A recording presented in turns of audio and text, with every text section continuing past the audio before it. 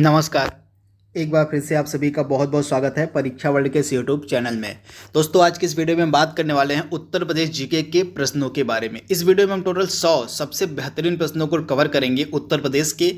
ये सभी जो प्रश्न होंगे उत्तर प्रदेश के जीके के, आपकी आगामी जो भी परीक्षाएं होने वाली हैं उत्तर प्रदेश के जितने भी एग्जाम्स होते हैं, जैसे UP PCS, RO ARO, UPSI, UP लेखपाल, यूपी टेट, इसके अलावा जितनी परीक्षाएं उत्तर प्रदेश सरकार के द्वारा करवाई जाती हैं उन सभी परीक्षाओं के लिए यह सामान्य विज्ञान की जो सीरीज है उत्तर प्रदेश की काफ़ी इंपॉर्टेंट है। इन 100 प्रश्नों को आपको बिल्कुल ध्यान से देख के जाना है, पढ़ के जाना है, क्योंकि इन्हीं प्रश्नों में से आपके आगामी जो भी परीक्षाएं होने वाली हैं UP PCS, RO ARO, UPSI, लेखपाल या यूपी टेट, इन सभी परीक्षाओं में इसी सीरीज से आपके एग्जाम में प्रश्न देखने को मिल सकते हैं। तो इस सीरीज को आपको बिल्कुल ध्यान से एक बार देख कर जाना है। तो चलिए आज के सेशन को शुरू करते हैं। तो पहला प्रश्न आपकी स्क्रीन पर है, निम्नलिखित में से कौन सा जनपद उत्तराखंड, हरियाणा तथा हिमाचल प्रदेश के साथ सीमा बनाता है। काफ़ी इंपॉर्टेंट प्रश्न है। तो दिए गए ऑप्शंस में से आपका ऑप्शन जो बी है बिल्कुल सही हो जाएगा। सहारनपुर इसका राइट आंसर हो जाएगा। सहारनपुर जो है यह उत्तराखंड के साथ सीमा बनाता है, हरियाणा के साथ सीमा बनाता है और हिमाचल प्रदेश के साथ सीमा बनाता है, यानी कि 3 राज्यों के साथ सीमा बनाता है सहारनपुर। कौन कौन से राज्य हैं? तो हरियाणा हो गया, हिमाचल प्रदेश हो गया और उत्तराखंड हो गया। तो आप इसे याद रखिएगा। इसी तरह से एक मिलता जुलता प्रश्न आपसे पूछा जा सकता है सोनभद्र के बारे में। सोनभद्र से भी कई बार एग्जाम में प्रश्न पूछा जाता है। तो सोनभद्र सोनभद्र जो है उत्तर प्रदेश का एकमात्र राज्य है जो सोनभद्र उत्तर प्रदेश का एकमात्र ऐसा जिला है जो 4 राज्यों से सीमा साझा करता है। ये 4 राज्य कौन कौन से एक बार देख लीजिए। इन 4 राज्यों में आपको मिलेगा कौन कौन सा? मध्य प्रदेश, छत्तीसगढ़, झारखंड और बिहार, यानी कि ये 4 इंपॉर्टेंट राज्य हैं जिनके साथ अपनी सीमा बनाता है सोनभद्र। तो इसके बारे में भी आपको याद रखना है, इन चारों राज्यों के बारे में भी आपको याद रखना है। मध्य प्रदेश, छत्तीसगढ़, झारखंड और बिहार, इन 4 राज्यों के साथ सीमा बनाता है आपका सोनभद्र। इसके अलावा जो सहारनपुर है यह 3 राज्यों के साथ सीमा बनाता है। कौन कौन से? उत्तराखंड, हरियाणा और हिमाचल प्रदेश। तो इसके बारे में भी आपको याद रखना है। अगला प्रश्न यहाँ पे हमारा है, उत्तर प्रदेश के किस जिले में सबसे कम वर्षा देखने को मिलती है। काफी इंपॉर्टेंट प्रश्न है। तो सबसे कम वर्षा उत्तर प्रदेश के किस जिले में होती है? तो आप ध्यान दीजिएगा, जो सबसे कम वर्षा वाला जिला है उत्तर प्रदेश का वह है मथुरा, यानी कि ऑप्शन आपका सी बिल्कुल सही हो जाएगा। उत्तर प्रदेश के मथुरा में जो है सबसे कम वर्षा देखने को मिलती है। वहीं अगर हम बात करें सबसे ज़्यादा वर्षा वाले एरिया की, तो सबसे ज़्यादा जो वर्षा होती है उत्तर प्रदेश में कहाँ पे होती है? तो सबसे ज़्यादा वर्षा आपको देखने को मिलेगी गोरखपुर में, यानी कि राइट आंसर आपका हो जाएगा गोरखपुर। सबसे ज़्यादा अगर आपसे वर्षा पूछ लिया होता तो गोरखपुर आपका राइट आंसर हो जाएगा। गोरखपुर में जो है सबसे ज़्यादा वर्षा होती है उत्तर प्रदेश में, वहीं सबसे कम वर्षा आपको देखने को मिलती है मथुरा में। तो इसके बारे में आपको ध्यान रखना है। ऑप्शन सी इस प्रश्न का बिल्कुल सही है। अगला प्रश्न यहाँ पे हमारा है, उत्तर प्रदेश का सर्वाधिक क्षेत्रफल वाला जिला आपसे पूछा जा रहा है। काफ़ी इंपॉर्टेंट प्रश्न है। तो उत्तर प्रदेश का सर्वाधिक क्षेत्रफल वाला जिला कौन सा है? तो आप ध्यान दीजिएगा, लखीमपुर खीरी, यानी कि ऑप्शन आपका सी बिल्कुल सही है। लखीमपुर खीरी जो है उत्तर प्रदेश का सर्वाधिक क्षेत्रफल वाला जिला है। तो ऑप्शन आपका सी बिल्कुल सही है, तो आप इसे ध्यान दीजिएगा। वहीं उत्तर प्रदेश के अगर हम कुल क्षेत्रफल की बात करें तो उत्तर प्रदेश का कुल क्षेत्रफल कितना है? 2,40,948 वर्ग किलोमीटर। तो इसे भी आप याद रखिएगा, 2,40,928 यहाँ पे होगा। तो 928 वर्ग किलोमीटर टोटल एरिया है उत्तर प्रदेश का, जो कि पूरे भारत के एरिया का कितना प्रतिशत है? तो 7.33%। ये भी प्रश्न कई बार एग्जाम में पूछा गया है कि पूरे भारत के एरिया का कितने percent area Uttar Pradesh cover करता है? तो total 7.33% area Uttar Pradesh cover करता है पूरे भारत का। तो आप इसे ध्यान दीजिएगा। वहीं उत्तर प्रदेश का कुल क्षेत्रफल आपको मिलेगा 2,40,928 वर्ग किलोमीटर। तो आप इसे ध्यान दीजिएगा। वहीं क्षेत्रफल की दृष्टि से उत्तर प्रदेश का भारत में कौन सा स्थान है? तो चौथा स्थान है। पहले स्थान पर मिलेगा राजस्थान, दूसरे स्थान पर मध्य प्रदेश, तीसरे स्थान पर महाराष्ट्र और चौथे स्थान पर उत्तर प्रदेश का स्थान है। एरिया के मामले में, तो इसके बारे में भी आप ध्यान दीजिएगा। तथा उत्तर प्रदेश का सर्वाधिक क्षेत्रफल वाला जिला आपको मिलेगा लखीमपुर खीरी। तो इस सारे फैक्ट आपको ध्यान में रखने हैं। इसके बाद अगला प्रश्न यहाँ पे हमारा है, देख लीजिए। उत्तर प्रदेश की सीमा भारत के कितने राज्यों या केंद्र शासित प्रदेश से लगती है? सुपर इंपॉर्टेंट प्रश्न। तो उत्तर प्रदेश की सीमा कितने राज्यों से टच होती है? तो आप ध्यान दीजिएगा, 8 राज्य और 1 केंद्र शासित प्रदेश। तो इसके बारे में आपको याद रखना है, टोटल 9 हो जाते हैं। 8 राज्य और 1 केंद्र शासित प्रदेश है जिससे उत्तर प्रदेश की सीमा लगती है। तो इसके बारे में आपको ध्यान देना है। तो इन 8 राज्यों को आप एक बार देख लीजिएगा, 8 राज्य कौन कौन से, और 1 केंद्र शासित प्रदेश में आपको बता दे रहा हूँ, नई दिल्ली। नई दिल्ली जो है 1 केंद्र शासित प्रदेश है, इसकी सीमा उत्तर प्रदेश से लगती है। बाकी 8 राज्यों को आपको एक बार देख के एक बार जाइएगा। इसके बाद अगला प्रश्न यहाँ पे हमारा है, उत्तर प्रदेश का क्षेत्रफल, यहाँ पे प्रश्न में थोड़ा सा मिस्टेक हो गया, यहाँ पे होना चाहिए था आपका उत्तर प्रदेश का क्षेत्रफल जो है कुल भारत के क्षेत्रफल का कितना है। तो मैंने आपको अभी बताया था उत्तर प्रदेश का जो क्षेत्रफल है पूरे भारत के क्षेत्रफल का 7.33% है। तो आप इसे ध्यान दीजिएगा, पूरे भारत के क्षेत्रफल का 7.33% क्षेत्रफल किसका? तो उत्तर प्रदेश राज्य का। तो इसके बारे में आपको याद रखना है। कुल एरिया उत्तर प्रदेश का कितना है? तो 2,40,928 वर्ग किलोमीटर। तो आप इसे ध्यान दीजिएगा। आपको बताना है उत्तर प्रदेश में किसान मित्र योजना कब शुरू की गई थी? सुपर इंपॉर्टेंट प्रश्न। तो 18 जून 2021 इस प्रश्न का राइट आंसर हो जाएगा। उत्तर प्रदेश में जो किसान मित्र योजना थी इसको शुरू किया गया था 18 जून 2001 को। तो ऑप्शन आपका डी 100% सही है। 18 जून 2001 से जो है उत्तर प्रदेश में किसान मित्र योजना को शुरू किया गया था। आप इसे ध्यान दीजिएगा, ऑप्शन डी आपका बिल्कुल सही है। अगला प्रश्न आप हमारा है, उत्तर प्रदेश में सस्य जलवायु क्षेत्रों की संख्या कितनी आपको बताना है। तो उत्तर प्रदेश में सस्य जलवायु क्षेत्रों की संख्या कुल कितनी है? तो 9, यानी कि 9 टोटल है उत्तर प्रदेश में सस्य जलवायु क्षेत्र, यानी कि ऑप्शन आपका जो बी है बिल्कुल सही हो जाएगा, 9। तो इनके बारे में आपको ध्यान रखना है, ऑप्शन आपका जो बी है बिल्कुल सही है।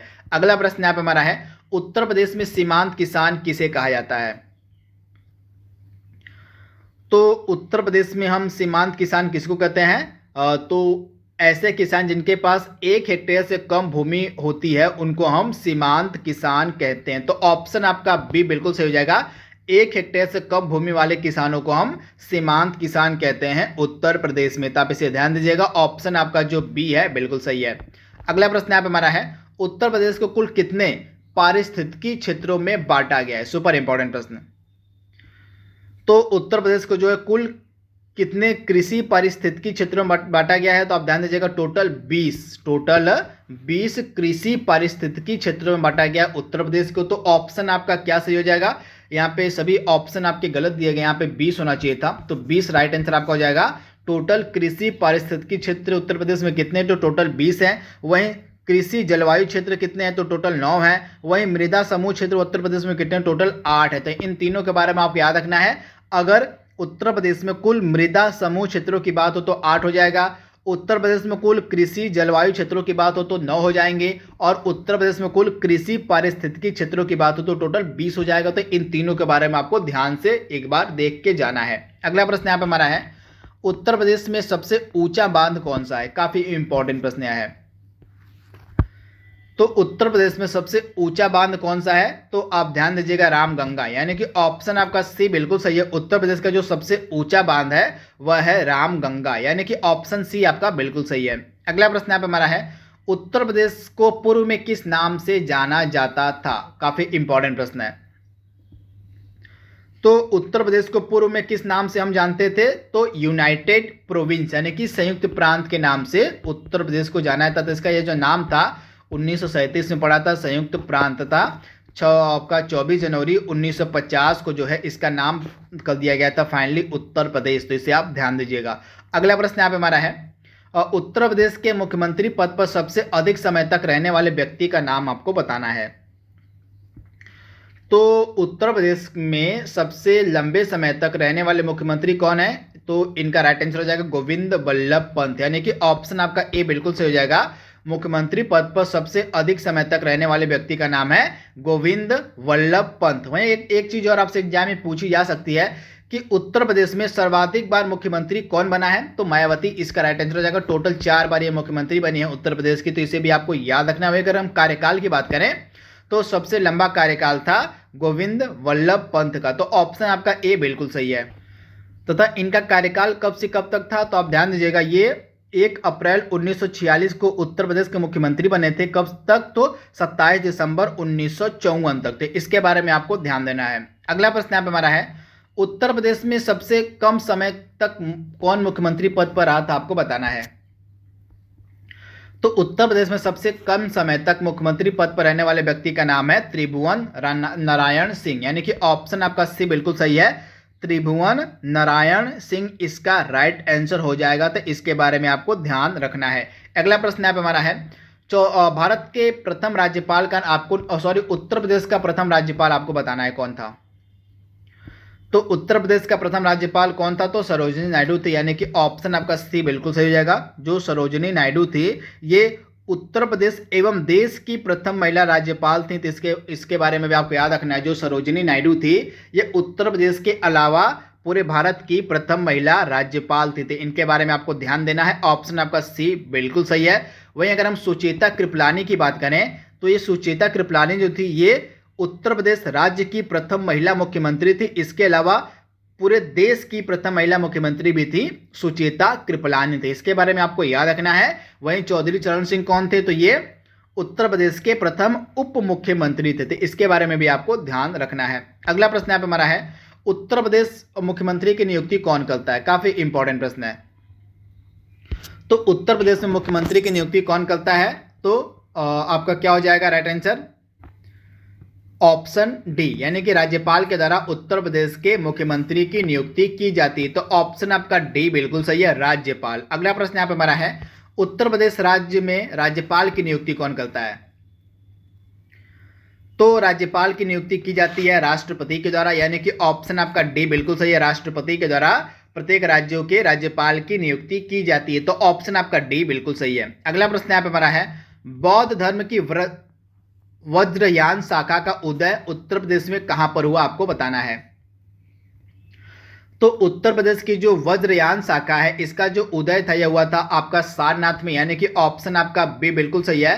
सारनाथ बौद्ध धर्म के लिए काफी ज्यादा इंपॉर्टेंट है, क्योंकि जो प्रथम उपदेश था यह दिया गया था महात्मा बुद्ध के द्वारा सारनाथ में ही, तो आप इसे याद रखिएगा। तथा महात्मा बुद्ध के प्रथम उपदेश को धर्म चक्र प्रवर्तन कहा जाता है, तो आप इसे ध्यान दीजिएगा। तथा बौद्ध धर्म की जो वज्रयान शाखा थी इसका उदय भी सारनाथ में ही हुआ। आपको बताना है कि किस सन में उत्तर प्रदेश का नाम संयुक्त प्रांत रखा गया? तो मैंने आपको इसके बारे में बताया था 1937 में जो है उत्तर प्रदेश का जो नाम था यह संयुक्त प्रांत बना था तथा आपका 24 जनवरी 1950 से यह उत्तर प्रदेश कहा जाने लगा, यानी कि संयुक्त प्रांत का नाम पलटकर उत्तर प्रदेश कर दिया गया था फाइनली 24 जनवरी 1950 को। इसी कारण से जो उत्तर प्रदेश राज्य है 24 जनवरी को अपना स्थापना दिवस मनाता है, तो इसके बारे में आपको ध्यान रखना है। अगला प्रश्न यहाँ पे हमारा है, आपको बताना है कि उत्तर प्रदेश में 1857 की क्रांति का आरंभ सर्वप्रथम किस नगर से हुआ था? तो काफी इंपॉर्टेंट प्रश्न है, तो इसका राइट आंसर हो जाएगा मेरठ से, यानी कि ऑप्शन आपका बी बिल्कुल सही, मेरठ से जो है 1857 की क्रांति का प्रारंभ हुआ था, तो ऑप्शन आपका बी बिल्कुल सही है, तो इसके बारे में आपको याद रखना है। तथा ये सभी जो शहर उत्तर प्रदेश के इन सभी शहरों में जो हैं 1857 की क्रांति को बहुत ही अच्छे तरीके से लड़ा गया था। तो आपको बताना है कि इन चारों शहरों में 1857 की क्रांति का जो नेतृत्व था किसके किसके द्वारा किया गया था? लखनऊ में किसने 1857 क्रांति का नेतृत्व किया था? मेरठ में किसने किया था? इलाहाबाद में किसने किया था? और कानपुर में किसने 1857 की क्रांति का नेतृत्व किया था? इन सभी को आपको एक बार देख कर जाना है। इसके बाद अगला प्रश्न आप हमारा है, उत्तर प्रदेश में काकोरी षड्यंत्र कांड कब हुआ था? यह करंट अफेयर्स का भी प्रश्न आपका बन जाता है, क्योंकि हाल ही में इस काकोरी षड्यंत्र कांड का नाम पलट के कर दिया गया है काकोरी ट्रेन एक्शन। उत्तर प्रदेश की जो गवर्नमेंट है इसने इसका नाम पलट कर दिया है काकोरी ट्रेन एक्शन, तो इसके बारे में भी आपको याद रखना है। मैंने करंट अफेयर्स के प्रश्नों में इसको कभी डिटेल में कवर किया है। तो यह जो आपका काकोरी ट्रेन एक्शन कह लीजिए, तो उस समय की अगर बात है तो काकोरी कांड यहाँ पे हो सकता है, तो काकोरी कांड आप बता दीजिए, काकोरी कांड की घटना कब हुई थी? तो राइट आंसर आपका हो जाएगा 9 अगस्त 1925 को काकोरी कांड की घटना हुई थी 9 अगस्त 1925 को। और इसमें क्या हुआ था, तो एचआरए के जो क्रांतिकारी थे यानी कि हिंदुस्तान रिपब्लिकन एसोसिएशन के जो क्रांतिकारी थे, इनके द्वारा अंग्रेजों की ट्रेन को लूटा गया था। लखनऊ में एक जगह थी, लखनऊ के पास काकोरी नामक जगह थी, यहीं पे एक ट्रेन को लूटा गया था, तो इसको नाम दे दिया गया था बाद में काकोरी षड्यंत्र कांड। तो आप इसे ध्यान दीजिएगा। तथा यह घटना हुई थी आपकी 9 अगस्त 1925 को। तथा इस काकोरी षड्यंत्र कांड का नाम हाल ही में बदल कर दिया गया है उत्तर प्रदेश की गवर्नमेंट के द्वारा काकोरी ट्रेन एक्शन। तो इसके बारे में आपको ध्यान रखना है। अगला प्रश्न आप हमारा है, उत्तर प्रदेश में प्रसिद्ध बुलंद दरवाजा कहाँ स्थित है? तो बुलंद दरवाजा आपको मिलेगा फतेहपुर सीकरी में। अपने गुजरात विजय के उपलक्ष्य में जो है, जो आपका अकबर था, अकबर के द्वारा इस बुलंद दरवाजा को बनवाया गया था फतेहपुर सीकरी में। आपको बताना है कि उत्तर प्रदेश में जो चौखंडी स्तूप है कहाँ आपको मिलेगा? तो चौखंडी स्तूप आपको मिलेगा सारनाथ में, यानी कि ऑप्शन आपका डी बिल्कुल से सारनाथ में आपको देखने को मिलेगा चौखंडी स्तूप, यानी कि ऑप्शन आपका डी 100% सही है। अगला प्रश्न आप हमारा है, उत्तर प्रदेश में अकबर की रानी जोधाबाई का महल कहाँ पर स्थित है? तो जोधाबाई का जो महल आपको मिलेगा फतेहपुर सीकरी में, यानी कि ऑप्शन आपका ए बिल्कुल सही है। फतेहपुर सीकरी में आपको मिलेगा जोधाबाई का महल, तो ऑप्शन आपका ए बिल्कुल सही है। तथा इस फतेहपुर सीकरी का निर्माण करवाया गया था अकबर के द्वारा। अगला प्रश्न यहाँ पे हमारा है, उत्तर प्रदेश में दिया सलाई बनाने का कारखाना इसमें से किस जगह नहीं है? तो दिए गए ऑप्शंस में से बरेली में, इलाहाबाद में, सहारनपुर में जो है दिया सलाई का कारखाना आपको मिल जाएगा, लेकिन आगरा में जो है दिया सलाई नहीं बनाई जाती है। तो ऑप्शन आपका सी बिल्कुल सही हो जाएगा, आगरा में दिया सलाई का कारखाना नहीं है। तो इसे आपको ध्यान रखना है। तथा कहाँ कहाँ पे है, तो बरेली में है, इलाहाबाद में है और सहारनपुर में दिया सलाई बनाने का कारखाना है। अगला प्रश्न यहाँ पे हमारा है, उत्तर प्रदेश के किस स्थान पर महात्मा बुद्ध को निर्वाण की प्राप्ति हुई थी? तो उत्तर प्रदेश में किस स्थान पर निर्वाण की प्राप्ति हुई थी महात्मा बुद्ध को? तो कुशीनगर में, यानी कि ऑप्शन आपका सी बिल्कुल सही है। निर्वाण मतलब उत्तर प्रदेश में किस स्थान पर जो है महात्मा बुद्ध ने अपने प्राण को त्यागे थे? तो राइट आंसर आपका हो जाएगा कुशीनगर, यानी कि ऑप्शन आपका सी बिल्कुल सही हो जाएगा। तथा श्रावस्ती नामक जगह पे महात्मा बुद्ध ने जो है सर्वाधिक उपदेश दिया था। तथा सारनाथ में उन्होंने अपना प्रथम उपदेश दिया था। तो इसके बारे में आपको ध्यान रखना है। प्रसिद्ध 10 अवतार का मंदिर कहाँ पर स्थित है आपको बताना है।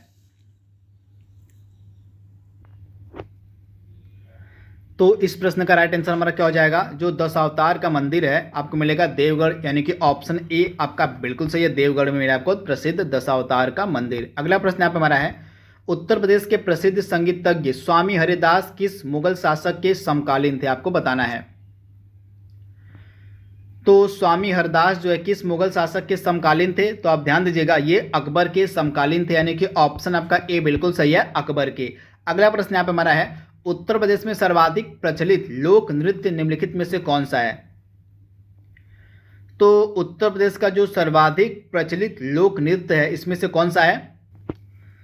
तो इसमें से कर्मा आपका राइट आंसर है। कर्मा जो है यह एक प्रसिद्ध लोक नृत्य है जो कि किया जाता है कहाँ पर?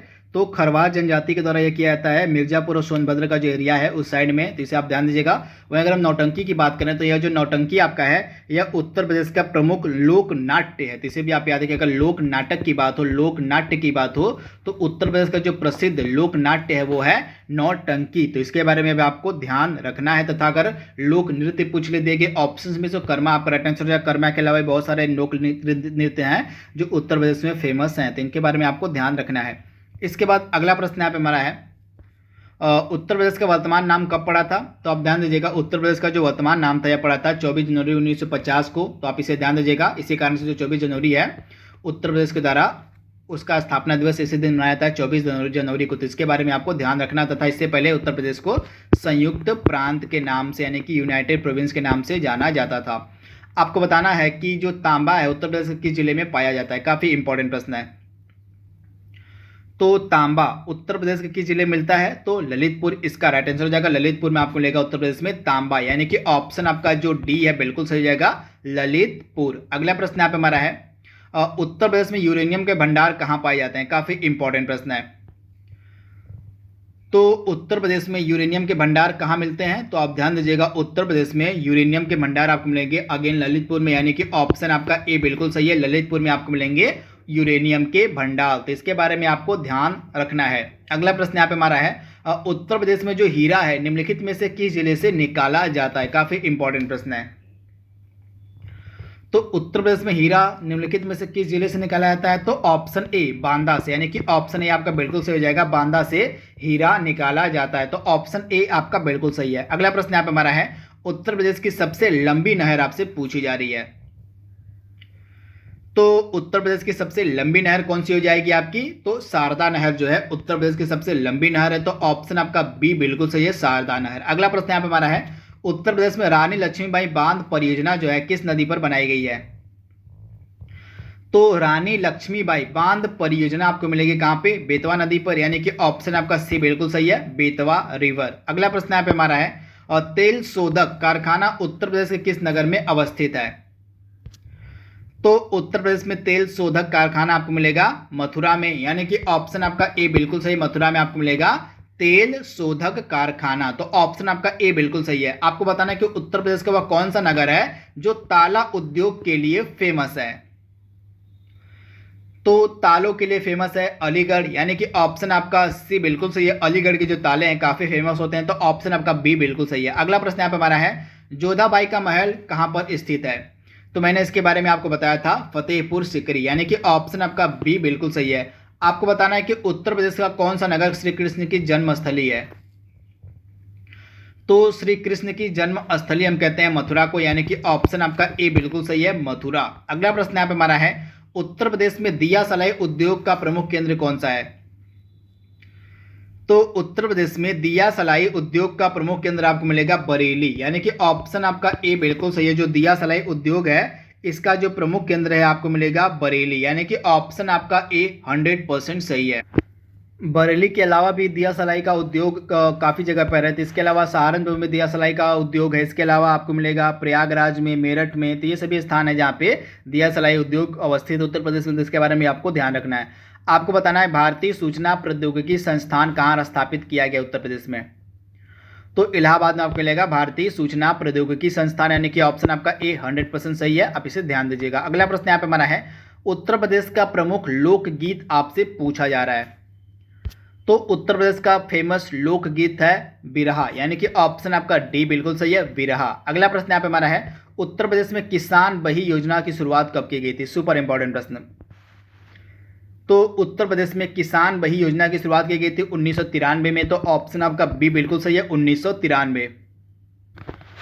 और यहाँ पे 93 नहीं 92 होगा, ऑप्शन ए आपका बिल्कुल सही हो जाएगा। यहाँ पे 92 हो जाएगा राइट आंसर आपका। 1992 में उत्तर प्रदेश में किसान बही योजना की शुरुआत की गई थी। तो ऑप्शन आपका ए बिल्कुल सही है, 1992 में किसान बही योजना की शुरुआत की गई थी। तो आप इसे ध्यान दीजिएगा, ऑप्शन आपका ए बिल्कुल सही है, 1992 से। अगला प्रश्न यहाँ पे हमारा है उत्तर प्रदेश के किस क्षेत्र में थारू जनजाति निवास करती है। तो उत्तर प्रदेश का जो तराई वाला एरिया है, इस एरिया में सबसे अधिक मात्रा में थारू जनजाति आपको देखने को मिलेगी। तो ऑप्शन आपका ए बिल्कुल सही है, तराई वाला एरिया। उत्तर प्रदेश में परमाणु ऊर्जा केंद्र कहां पर स्थापित किया गया है। तो उत्तर प्रदेश का परमाणु ऊर्जा केंद्र स्थापित किया गया आपका नरौरा में, यानी कि ऑप्शन आपका सी बिल्कुल सही है, नरौरा। अगला प्रश्न यहाँ पे हमारा है उत्तर प्रदेश में सस्य जलवायु क्षेत्रों की संख्या कितनी है। तो 9 है। तो मैंने इसके बारे में आपको बता दिया था। अगला प्रश्न यहाँ पे हमारा है उत्तर प्रदेश में नॉलेज पार्क की स्थापना कहां पर की गई है। तो उत्तर प्रदेश में नॉलेज पार्क की स्थापना की गई है ग्रेटर नोएडा में, यानी कि ऑप्शन आपका डी बिल्कुल सही है, ग्रेटर नोएडा में आपको मिलेगा नॉलेज पार्क। अगला प्रश्न यहाँ पे हमारा है उन निम्नलिखित जनजातियों में से किसकी संख्या उत्तर प्रदेश में सबसे ज्यादा है। तो उत्तर प्रदेश में सबसे ज्यादा जनसंख्या आपको मिलेगी किस जनजाति की। तो थारू जनजाति की जो जनसंख्या उत्तर प्रदेश में सबसे ज्यादा है। तो ऑप्शन आपका बी बिल्कुल सही है, थारू जनजाति। अगला प्रश्न यहाँ पे हमारा है उत्तर प्रदेश में जैन एवं बौद्ध धर्म का तीर्थ स्थान कौन सा है।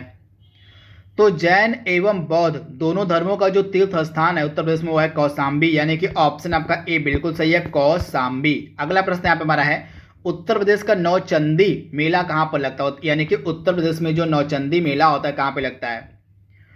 तो नौचंदी मेला आपको मिलेगा मेरठ में, यानी कि ऑप्शन आपका सी बिल्कुल सही, मेरठ में लगता है आपका नौचंदी मेला। तो इसके बारे में आपको ध्यान देना है। बरसाना का जो होलिका उत्सव है किस नाम से प्रसिद्ध है। तो बरसाना का जो होलिका उत्सव है यह प्रसिद्ध है आपका लठमार होली से, यानी कि ऑप्शन आपका सी बिल्कुल सही है, लठमार होली। अगला प्रश्न यहाँ पे हमारा है संत वारिस अली शाह की दरगाह उत्तर प्रदेश में किस जगह पर है? तो यहाँ पे आंसर को हाईलाइट पहले से कर दिया गया है, तो बाराबंकी इसका राइट आंसर आप ध्यान दीजिएगा। बाराबंकी में संत वारिस अली शाह की दरगाह अवस्थित है, तो ऑप्शन आपका बी बिल्कुल सही है। स्वामी हरिदास जयंती का जो प्रतिवर्ष आयोजन उत्तर प्रदेश में किस स्थान पर किया जाता है? तो स्वामी हरिदास जयंती का जो आयोजन प्रतिवर्ष किया था आपका वृंदावन में, यानी कि ऑप्शन आपका ए बिल्कुल से वृंदावन में प्रतिवर्ष स्वामी हरिदास जयंती का आयोजन किया जाता है, तो ऑप्शन आपका ए बिल्कुल सही है, वृंदावन में। अगला प्रश्न यहाँ पे हमारा है उत्तर प्रदेश में स्थित अयोध्या नगर किस नदी के तट पर अवस्थित है? तो अयोध्या आपका सरयू नदी के तट पर है, तो ऑप्शन आपका सी बिल्कुल सही है, सरयू की नदी का, आप इसे ध्यान दीजिएगा। उत्तर प्रदेश में जो तेल शोधक कारखाना है किस स्थान पर अवस्थित है? तो मथुरा इसका राइट आंसर हो जाएगा, मथुरा में आपको मिलेगा तेल शोधक कारखाना, तो आप इसे ध्यान दीजिएगा। अगला प्रश्न यहाँ पे हमारा है उत्तर प्रदेश में चीनी मिट्टी बर्तनों के लिए कौन सा फेमस स्थल है, आपको बताना है। तो चीनी मिट्टी के बर्तनों के लिए फेमस स्थान उत्तर प्रदेश का खुर्जा बुलंदशहर, यानी कि ऑप्शन आपका बी बिल्कुल सही है, खुर्जा बुलंदशहर। अगला प्रश्न यहाँ पे हमारा है उत्तर प्रदेश में नागरिक उड्डयन प्रशिक्षण केंद्र कहाँ पर स्थित है? तो उत्तर प्रदेश का जो नागरिक उड्डयन प्रशिक्षण केंद्र आपको मिलेगा इलाहाबाद में, तो ऑप्शन आपका डी बिल्कुल सही है, इलाहाबाद। अगला प्रश्न यहाँ पे हमारा है प्रदेश का कौन सा नगर चूड़ी उद्योग के लिए फेमस है? तो फिरोजाबाद राइट आंसर आपका हो जाएगा, फिरोजाबाद जो है चूड़ी उद्योग के लिए फेमस है, यानी कि ऑप्शन आपका ए 100% सही है। अगला प्रश्न यहाँ पे हमारा है उत्तर प्रदेश के उच्च न्यायालय की खंडपीठ कहाँ पर है? तो उत्तर प्रदेश की उच्च न्यायालय जो आपको मिलेगा इलाहाबाद में, तो उच्च न्यायालय है, लेकिन इसकी जो खंडपीठ है आपको मिलेगी लखनऊ में, तो ऑप्शन आपका बी बिल्कुल से यहाँ पे खंडपीठ की बात हो रही है, तो उत्तर प्रदेश के उच्च न्यायालय की जो खंडपीठ है आपको मिलेगी लखनऊ में, लेकिन उत्तर प्रदेश का जो उच्च न्यायालय आपको मिलेगा इलाहाबाद में। तो दोनों आपको याद रखना है, क्या पूछा जा रहा है आपको सिंपली पढ़कर जाना है। अगर खंडपीठ पूछे तो लखनऊ आंसर हो जाएगा, अगर सिर्फ उच्च न्यायालय पूछे कहाँ पर है तो इलाहाबाद आपका राइट आंसर हो जाएगा। अगला प्रश्न यहाँ पे हमारा है उत्तर प्रदेश का प्रथम विश्वविद्यालय कब स्थापित किया गया था और कहाँ पर किया गया था? तो उत्तर प्रदेश का जो सबसे पहला विश्वविद्यालय था, इवन सबसे पुराना विश्वविद्यालय यही है, और इलाहाबाद विश्वविद्यालय। इसकी स्थापना आपको कमेंट बॉक्स में बताना है कि इलाहाबाद विश्वविद्यालय की स्थापना किस वर्ष की गई थी, इसका आंसर आपको कमेंट बॉक्स में देना है। समसपुर पक्षी विहार किस जिले में अवस्थित है, आपको बताना है। तो समसपुर पक्षी विहार आपको मिलेगा रायबरेली में, यानी कि ऑप्शन आपका डी बिल्कुल सही है, रायबरेली। अगला प्रश्न आप हमारा है उत्तर प्रदेश में भारत कला भवन कहां पर स्थित है? तो भारत कला भवन आपको मिलेगा अगेन उत्तर प्रदेश वाराणसी में, तो ऑप्शन आपका बी बिल्कुल सही है, तथा वाराणसी में आपको मिलेगा भारत माता मंदिर, तो इसे भी आप याद रखिएगा। तथा वाराणसी में आपको मिलेगा काशी हिंदू विश्वविद्यालय, महात्मा गांधी काशी विद्यापीठ, इनके बारे में आपको ध्यान रखना है। आंवले का जो सर्वाधिक उत्पादन उत्तर प्रदेश के किस जिले में किया जाता है? तो आंवले का सर्वाधिक उत्पादन आपका होता है उत्तर प्रदेश में प्रतापगढ़ में, यानी कि ऑप्शन आपका डी बिल्कुल सही है, प्रतापगढ़। अगला प्रश्न यहाँ पे हमारा है अब महर्षि वाल्मीकि का आश्रम कहाँ पर स्थित है? तो महर्षि वाल्मीकि का आश्रम आपको मिलेगा बिठूर में, ऑप्शन आपका सी बिल्कुल सही है, बिठूर में। अगला प्रश्न यहाँ पे हमारा है भारतीय दलहन शोध संस्थान कहाँ पर स्थित है? तो भारतीय दलहन शोध संस्थान आपको मिलेगा अगेन ऑप्शन डी बिल्कुल सही है आपका, कानपुर में आपको मिलेगा भारतीय दलहन शोध संस्थान, यानी कि ऑप्शन आपका डी बिल्कुल सही है। अगला प्रश्न यहाँ पर हमारा है उत्तर प्रदेश का जो मिर्जापुर नगर है किस नदी के तट पर अवस्थित है? काफी इंपॉर्टेंट प्रश्न है। तो मिर्जापुर आपको मिलेगा गंगा नदी के तट पर, यानी कि ऑप्शन आपका ए बिल्कुल सही है। मिर्जापुर के अलावा आपका जो वाराणसी है यह भी गंगा नदी के तट पर है, तो इसके बारे में आपको ध्यान रखना है। इसके अलावा अगला प्रश्न यहाँ पे हमारा है निम्नलिखित में से कौन सा नगर गोमती नदी के तट पर है? तो गोमती नदी के तट पर आपको मिलेगा दिए गए ऑप्शंस में से लखनऊ, यानी कि लखनऊ में जो है आपकी गोमती नदी बहती है, तो ऑप्शन आपका जो डी है बिल्कुल सही हो जाएगा, लखनऊ में गोमती नदी बहती है। अगला प्रश्न यहाँ पे हमारा है और सैयद सलार मेला कहाँ पर लगता है? तो सैयद सलार मेला आपको लगता है बहराइच में, ऑप्शन आपका बी बिल्कुल से, बहराइच में आपको मिलेगा सैयद सलार मेला। खुसरो बाग यानी कि खुसरो जो बाग है निम्नलिखित में से किस जगह अवस्थित है? तो खुसरो बाग आपको मिलेगा अगेन इलाहाबाद में, ऑप्शन आपका सी बिल्कुल से, इलाहाबाद में आपको मिलेगा अल्फ्रेड पार्क जो है इलाहाबाद में मिलेगा, तो इसे भी आप याद रखिएगा, इलाहाबाद में आपको मिलेगा। और क्या है तो इलाहाबाद में आनंद भवन भी है, तो इसे भी आप ध्यान दीजिएगा। अगला प्रश्न यहाँ पे हमारा है उत्तर प्रदेश का प्रसिद्ध दुधवा नेशनल पार्क किस जिले में अवस्थित है? तो दुधवा नेशनल पार्क आपको मिलेगा कहाँ पे, तो दुधवा नेशनल पार्क आपको मिलेगा लखीमपुर में, यानी कि ऑप्शन आपका ए बिल्कुल सही, लखीमपुर में आपको मिलेगा दुधवा राष्ट्रीय उद्यान। तो इसके बारे में आपको ध्यान रखना है। अगला प्रश्न आप हमारा है, निम्नलिखित में से कौन सी बोली उत्तर प्रदेश में नहीं बोली जाती है। तो उत्तर प्रदेश में कौन सी बोली हम नहीं बोलते हैं, तो उत्तर प्रदेश की बोलियों में अवधी फेमस है, आपकी ब्रज फेमस है और भोजपुरी फेमस है, लेकिन डोंगरी जो है उत्तर प्रदेश में नहीं बोली जाती है। तो ऑप्शन आपका बी बिल्कुल सही हो जाएगा, डोंगरी जो है उत्तर प्रदेश में नहीं बोली जाती है। तो दोस्तों ये कुछ इंपॉर्टेंट प्रश्न थे उत्तर प्रदेश राज्य से रिलेटेड। आई होप ये वीडियो आपको पसंद आएगा। तो आज के लिए बस इतना ही। Thank you, thanks for watching, thank you.